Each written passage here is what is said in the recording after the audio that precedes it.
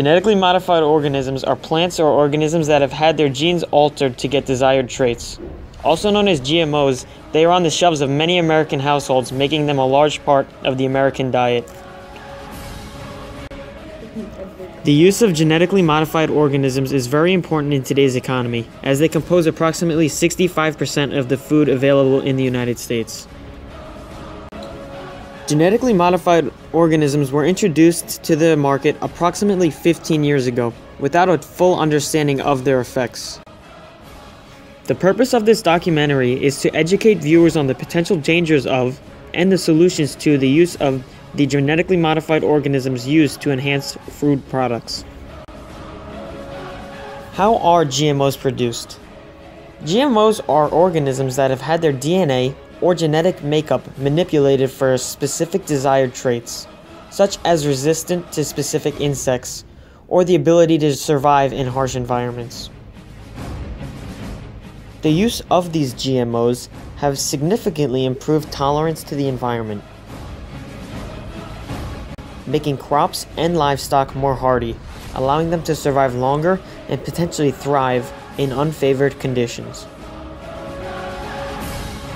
This ultimately gives farmers around the world a larger profit margin, which is the main reason why they are so popular today. How prevalent are GMOs in the world? The United States, Brazil, Argentina, Canada, and India compose 90% of all the genetically modified foods throughout the world. GMOs are very controversial in today's society because they offer many positives as well as many negative aspects. They are positive because they produce larger yields in agriculture, have protection against different toxins, and provide longer shelf lives. This is especially helpful in a highly populated society such as that of the United States.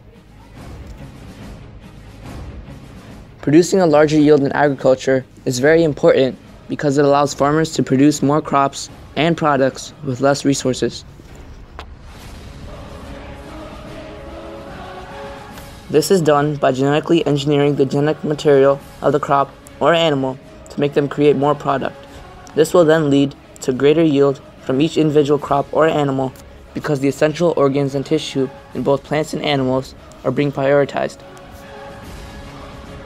Creating large yields is important because it generates more food for the public. It also lowers the cost of fruits and vegetables because they are in more supply. This is commonly done to foods such as corn and eggs to get more product using less resources.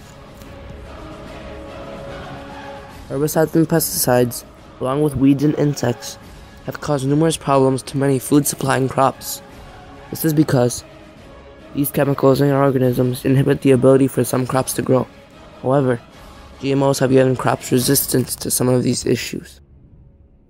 For example, many corn crops are now resistant to herbicides as well as pesticides because they have been genetically engineered to specifically fight this problem. Another example is how some orange trees are resistant to insects because of some genes that were added from fish DNA. In the US, the average shelf life of genetically modified produce is 3 weeks, providing more time to use the food. Increased shelf life is also important because it saves stores money by reducing the need to change their stock.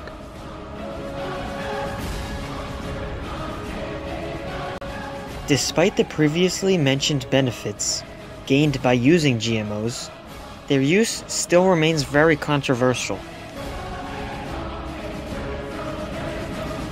The true effects of genetically modified organisms on the population is not known, but some evidence suggests that in some cases, they may be dangerous for consumption.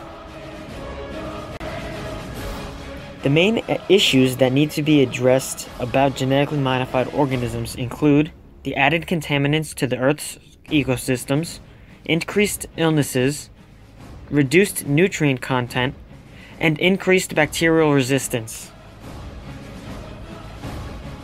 The Earth's soil has been negatively affected by these genetically modified organisms in several ways. Soil has natural organisms that live within it, and these organisms are being eradicated at an alarming rate due to the over-colonization of genetically modified organisms. They take up soil space and take nutrients from the natural flora. This problem must be addressed as soon as possible, because if the soil continues to lose its nutrients, soon all natural organic plants will no longer be able to grow on their own, and genetically modified organisms will be our only option, thus causing the destruction of many more ecosystems. Due to the previous reason, many ecosystems are on the brink of destruction due to the worsening soil. Genetically modified organisms have been known to cross-pollinate other invasive plants such as weeds, thus creating herbicide-resistant weeds which require more potent chemicals to destroy.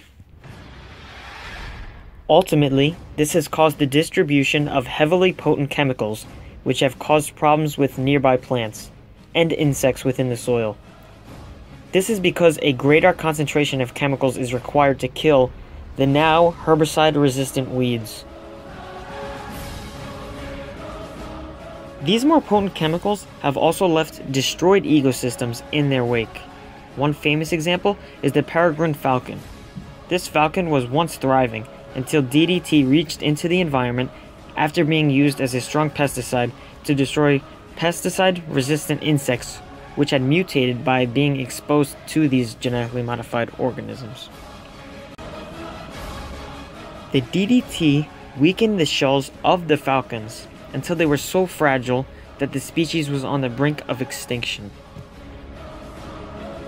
In addition to generating poor soil conditions, as well as disrupting ecosystems, genetically modified organisms have also been known to increase the severity and frequency of allergic reactions within certain individuals.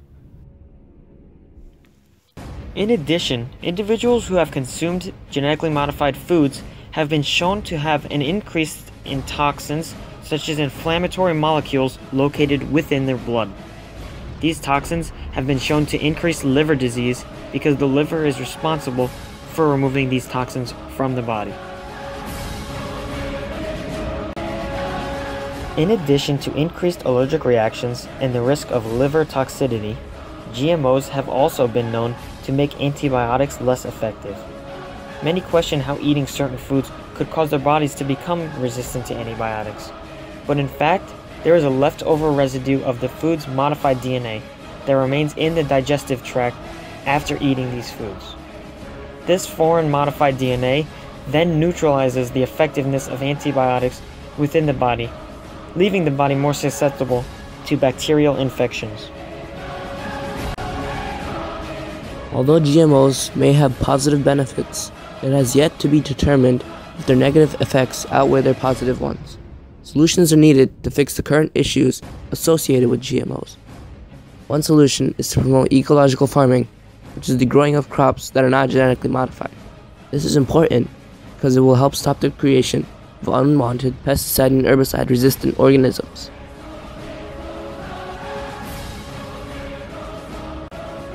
Another solution is to increase the clinical testing of GMO products and byproducts before they are released into the market. This will help to determine if there are any dangerous side effects which will negatively impact society. Increased testing may also allow the creation of GMOs that do not negatively affect humans as well as the natural ecosystems. However, clinical testing does take years to complete.